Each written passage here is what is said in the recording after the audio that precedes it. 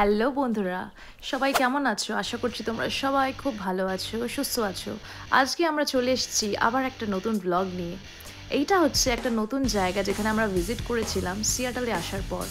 সুন্দর একটা beautiful winter ইভিনিংয়ে আমরা বেরিয়েছিলাম এই জায়গাটাতে। রাস্তাটা খুব সুন্দর ছিল, জানেন তো? কি সুন্দর লাগছিল, অপূর্ব। দুই পাশে গাছ, মাঝখান দিয়ে যাচ্ছে আমাদের গাড়িটা। আমরা একটা ট্রিপে বেরিয়েছি যেখানে আমরা জানি না কোথায় যাচ্ছি, কারণ সিয়াটেল যেখানে থাকি সেটা একটা খুব অসাধারণ জায়গা। আর তার আশেপাশে 10 কিলোমিটার 20 কিলোমিটারের মধ্যে অনেক কিছু দেখা যায়। যেমন এখানে এত সুন্দর দৃশ্য দেখা যাচ্ছে, মানে কি সুন্দর একটা বেশ লাগছে। মজার জিনিসটা হচ্ছে একটাই, যে এখানে যে মানে সিয়াটেলে প্রচুর বৃষ্টি হয়, কিন্তু এখান থেকে 10 কিলোমিটার দূরে 20 কিলোমিটার দূরে চলে গেলেই ওখানে প্রচুর বরফ পড়ে। তো আমরা এই কদিন ধরে যা ওয়েট করছিলাম কোথায় যাবো সাডেনলি আজকে মনে হলো কোথাও বেরিয়ে পড়ি একটা। আর আজকে আমরা দুজনে বেরিয়ে পড়েছি একটা ফল দেখতে, যার নামটা আমি এখন উদ্ধার করতে পারিনি, কিন্তু তার নামটা এরকম স্নোকোয়ামাইল ফল, এরকম টাইপের একটা কিছু নাম আছে। ওইখানে যাচ্ছি আমরা আজকে। আর ওখান থেকে আর যদি সময় পাই, ওর একটা পাস, মানে ওই বরফের মাঝখান থেকে পাস আছে, স্নোকোয়ামাল পাস থেকে আমরা পাস করব। ওই দুটো জায়গা ঘোরার ইচ্ছা আছে যদি লাইট থাকে, কারণ অলরেডি অনেক লেটে বেরিয়েছি আজকে আমরা, আর আমরা আগিয়ে যাচ্ছি। তো সিয়াটেল এবং তার আশেপাশের রাজ্য মোটামুটি সবই পাহাড়ের উপরে, মানে ছোটো ছোটো টিলা থেকে তো শুরুই হয়ে যাচ্ছে, কারণ ওয়েস্ট কোস্টে আছি আমরা, ইউএসএ। তো এখান থেকে আশেপাশে যেখানেই যাই সবই পাহাড়, আর খুব বিউটিফুল পাহাড়, এটা হচ্ছে মজাদার। তেল ভরে নিয়েছি আমরা কস্কো থেকে, আর আমরা খাবারও কিছু খেয়েছি কস্কো থেকে, কারণ কস্কোতে একটু কম দাম থাকে জিনিসপত্রের, তাই জন্য ওখানে এখন তেলই ভরতে গেলাম, একবারে পিৎজা কিছু খেয়ে নিলাম, পেট ভরে গেছে। আর এখন আমাদের জার্নি শুরু করেছি। আমরা আসলে আনপ্ল্যান, মানে বেসিক্যালি জানি না কোথায় যাচ্ছি, আমরা প্ল্যানই করিনি। সকাল থেকে উঠেও ভাবছিলাম যে কি করব, মুভি দেখি, তারপর সাডেন প্ল্যান হলো আমাদের। এই বৃষ্টিগুলো যেগুলো এখন পড়ছে, এটা যেহেতু আমরা সিয়াটেলের মধ্যে আছি, আর যেহেতু আমাদের ওয়েস্ট কোস্টে আছে, তাই জন্য ক্লাউডসগুলো বৃষ্টি হয়ে যাচ্ছে। কিন্তু এই বৃষ্টিটাই আর কিছুটা দূর এগিয়ে গেলে বৃষ্টিটাই বরফ হয়ে যাবে, আর কিছুটা দূর। এটাই তো মজা একটা, এই সামনে বড় পাহাড় একটা, এটা একটা মজা এই এরিয়ার, যে সিয়াটেল বা আশেপাশে যদি থাকি বৃষ্টি, আর ঠিক একটু দূরে চলে গেলেই এসে যাচ্ছে আমাদের বরফ। আর যে পাহাড় দেখা যাচ্ছে সামনে থেকে, বড় পাহাড় যেটা কুয়াশায় ঢেকে যাচ্ছে, মোটামুটি অসাধারণ লাগে। কিন্তু বৃষ্টিটা শুরু হয়ে গেছে, চলে এবারে।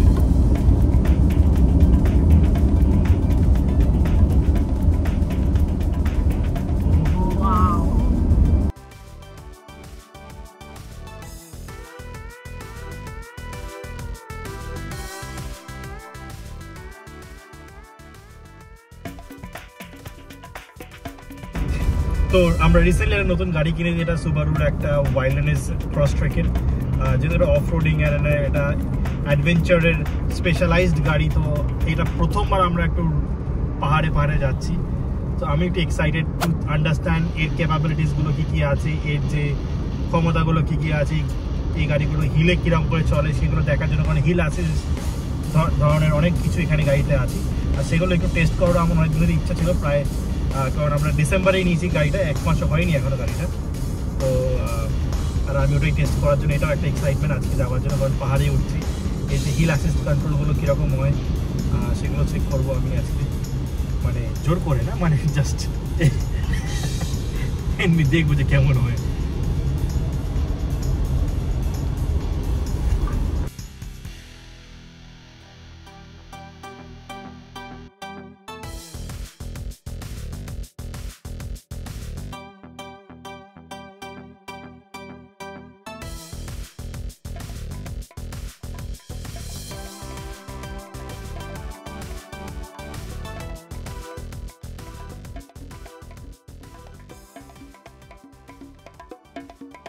আমরা এখন যেখানে আছি সেটা হলো ফল সিটি।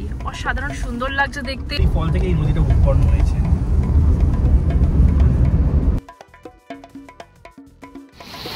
তো বন্ধুরা, আমরা এখন চলে এসেছি স্নোকোয়ামাইল ফলসে। এখন সবে আমরা নামলাম গাড়ি থেকে, তোমাদেরকে তাহলে গিয়ে দেখাবো স্নোকোয়ামাইন ফলস।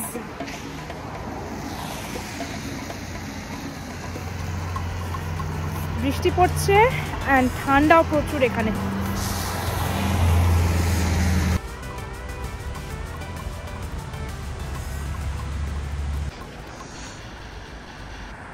তো সিসিলিয়ার যা প্রবলেমটা হলো সেটা হচ্ছে ওর যে জ্যাকেটটা ছিল সেই জ্যাকেটটা হচ্ছে একটু উল টাইপের জ্যাকেট।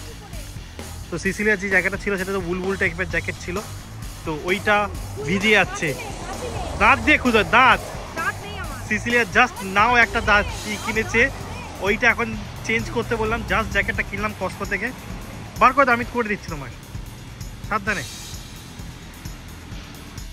তো নদীর এখন যেই ফলটা আমরা দেখতে পাচ্ছি তার পুরো পরিক্রমায় তার পুরো শক্তিতে এখান থেকে দেখা যাচ্ছে, অসাধারণ লাগছে। এই করতে করতে আমি আমার যেন ছাতাটা না ভুলে, মনে রাখবে আমার ছাতাটা এখানে আছে, ঠিক আছে? আর এইটা হচ্ছে সেই wow. Now you see the fall with its all মাইট।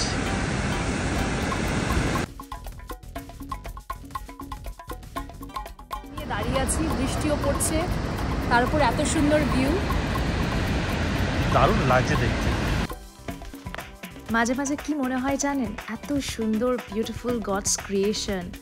আমরা অনেক সময় অনেক কিছু আমরা স্বপ্নতে দেখি, কিন্তু সেই স্বপ্ন যখন চোখের সামনে রিয়ালিটিতে যখন দেখি যেই ফিলিংটা হয়, ঠিক সেই ফিলিংটাই আমি এখন উপভোগ করছি, বা সেম ফিলিং আমার হচ্ছে।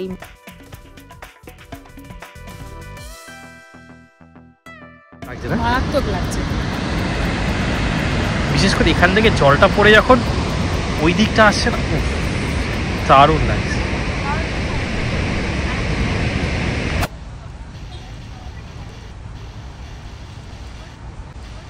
This is the turbine which was used here long back, and one of the early turbines which will use to generate the electricity, and this was used for this waterfall, and this is from Puget Sound Energy.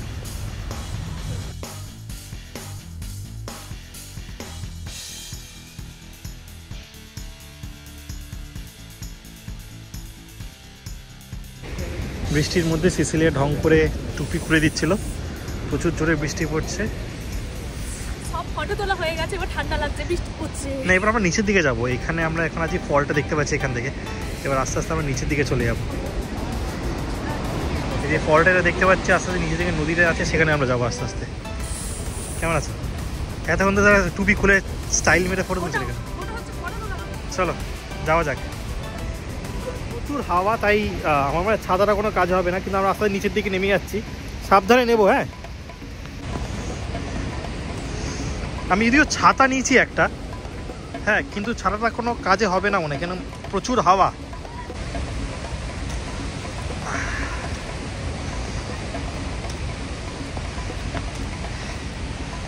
যেহেতু এখানটা already অন্ধকার হয়ে এসছে, আর এত সুন্দর একটা কুয়াশা লাগছে, মনে হচ্ছে ছোটোবেলায় দার্জিলিং চলে গেছিলাম, দার্জিলিংয়ের মতো লাগছে।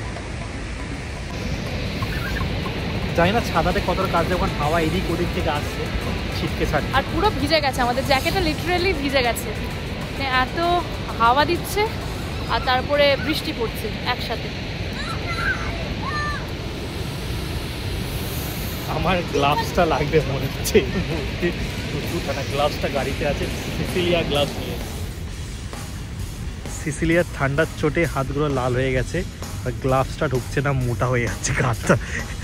গ্লাভসটা তাড়াতাড়ি পরার চেষ্টা করো, যেন তুমি হাতটা না কাটতে হয়। এরকম অনেক সময় না, ধরো বাই চান্স তোমার হাতটা যদি এরকম মোটা হয়ে যায়, দেন তোমার হাত কাটতে হবে অনেক সময়। আর কি মারছি, এরকম হয়। আমাকে শুধু ভয় দেখাবে, আরো কাজ নেই, শুধু ভয় দেখাবে, ঘুরতে নিয়ে যাবে, আবার ভয়ও দেখাবে।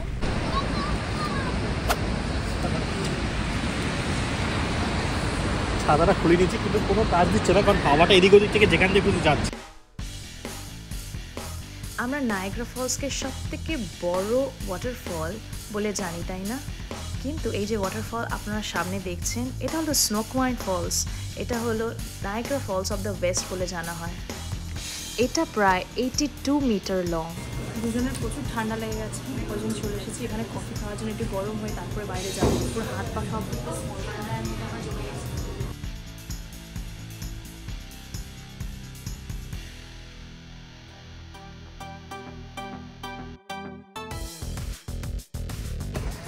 আমাদের ফার্স্ট ডেস্টিনেশন জানি না কোথায় যাচ্ছি, এখানেই শেষ, তাই তো?